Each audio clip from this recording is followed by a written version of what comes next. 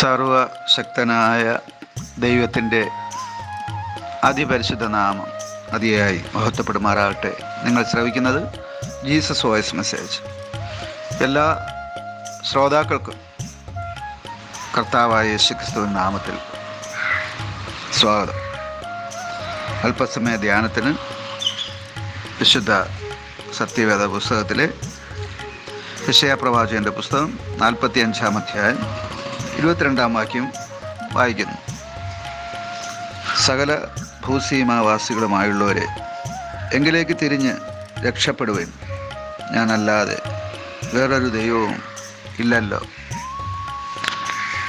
കർത്താവിൽ പ്രിയരെ, നാം വായിച്ചു കേട്ട യെശയ്യാ പ്രവാചകൻ്റെ പുസ്തകം 45-ാം അധ്യായം 22-ാം വാക്യത്തിൽ ഒരു ദൈവവിളിയാണ് നാം ശ്രവിച്ചത്. ദൈവം വിളിക്കുകയാണ്. ആരെയാണ് ദൈവം വിളിക്കുന്നത്?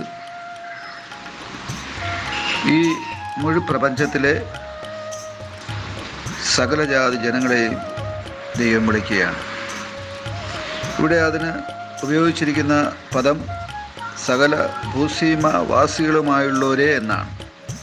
ഭൂമിയിലെ എല്ലാ അതിർത്തികളിലും ദ്വീപുകളിലും എല്ലാ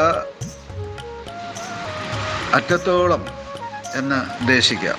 ഭൂമിയുടെ അറ്റത്തോളം എന്ന് നമുക്ക് മനസ്സിലാക്കാം. ഒറ്റ വാക്കിൽ മുഴുപ്രപഞ്ചത്തിലെ സകല ഭൂവാസികളെയും ദൈവം വിളിക്കുന്നു. എന്തിനാണ് സർവശക്തനായ ദൈവം എല്ലാവരെയും വിളിക്കുന്നത്? ഇവിടെ ആ വാക്യത്തിൽ ഉത്തരമായി കാണുന്നത് രക്ഷ പ്രാപിക്കുവാനാണ്. രക്ഷ എന്ന ആ പദത്തിന് ശിക്ഷയിൽ നിന്നുള്ള വിടുതലെന്ന് അർത്ഥമുണ്ട്. അതിൽ ആത്മരക്ഷയുണ്ട്. ആ രക്ഷ നേടുവാൻ അഥവാ മോക്ഷം പ്രാപിക്കുവാൻ, സ്വർഗം എന്ന ആ നിത്യ സൗഭാഗ്യം നേടുവാൻ മനുഷ്യൻ എന്താണ് ചെയ്യേണ്ടത്? ഇവിടെ പറയുകയാണ്, ദൈവത്തിങ്കലേക്ക് തിരിഞ്ഞ് രക്ഷ പ്രാപിക്കുവാൻ. ഇതൊരു മാനസാന്തരമാണ്. ദൈവം പറയുന്നു, എങ്കിലേക്ക് തിരിഞ്ഞ് രക്ഷ പ്രാപിക്കുക. മനസ്സിനെ തിരിക്കുക, മാനസാന്തരപ്പെടുക, രക്ഷിക്കപ്പെടുക, രൂപാന്തരപ്പെടുക, അനുതപിക്കുക, പശ്ചാത്തപിക്കുക, യഥാസ്ഥാനപ്പെടുക എന്നൊക്കെ ഈ തിരിയുക എന്നുള്ള പദത്തിന് നാനാർത്ഥങ്ങളുണ്ട്. അതുകൊണ്ട് തന്നെ ഈ പദത്തെ, ഈ വാക്യത്തെ നാം കാണേണ്ടത്, ദൈവം വിളിക്കുന്നു യഥാസ്ഥാനപ്പെടുവാൻ, ദൈവം വിളിക്കുന്നു രക്ഷ പ്രാപിക്കുവാൻ, ദൈവം വിളിക്കുന്നു തൻ്റെ നിത്യ രാജ്യത്തിലേക്ക്. ഇവിടെ ഈ വാക്യം പറഞ്ഞ് അവസാനിക്കുന്നത്, ഞാനല്ലാതെ മറ്റാരുമില്ലല്ലോ എന്നാണ്.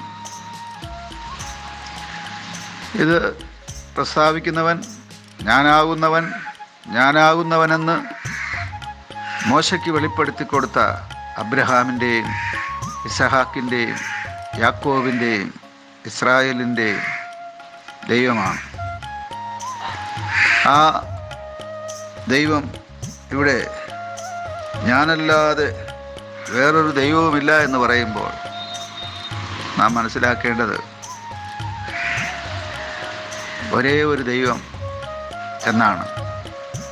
ഏകനായി മഹാത്ഭുതങ്ങളെ പ്രവർത്തിക്കുന്ന ദൈവമെന്ന് 136-ാം സങ്കീർത്തനത്തിൽ ഈ ദൈവത്തെക്കുറിച്ച് എഴുതിയിരിക്കുന്നു. മുഴുപ്രപഞ്ചത്തെയും ഇല്ലായ്മയിൽ നിന്ന് ഉള്ളതുപോലെ അഥവാ ശൂന്യതയിൽ നിന്ന് വിളിച്ചു വരുത്തിയ ഒരേ ഒരു ദൈവം, ആ ദൈവം വിളിക്കുന്നു രക്ഷ പ്രാപിക്കുവാൻ. ദൈവസന്നിധിയിലേക്ക് വരാം. ആ ദൈവത്തിൽ വിശ്വാസവും പ്രത്യാശയും അർപ്പിക്കാം. രക്ഷ നേടാം. ആമേൻ, ആമേൻ.